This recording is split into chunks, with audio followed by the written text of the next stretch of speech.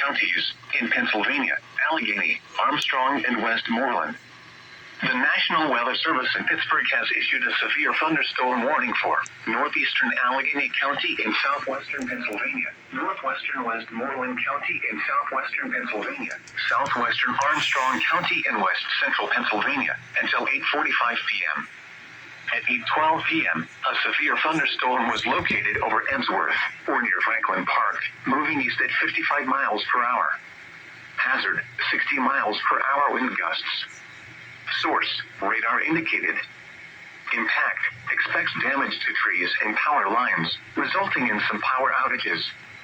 Locations impacted include Pittsburgh, Penn Hills, Ross Township, McCandless Township, Monroeville, Moon Township, Franklin Park, Shaler Township, Plum, Murraysville, Hampton Township, and Wilkinsburg. This includes the following highways: Pennsylvania Turnpike between mile markers 39 and 55. Interstate 79 in Pennsylvania between mile markers 63 and 72. Parkway North between mile markers 2 and 13. For your protection, move to an interior room on the lowest floor of a building.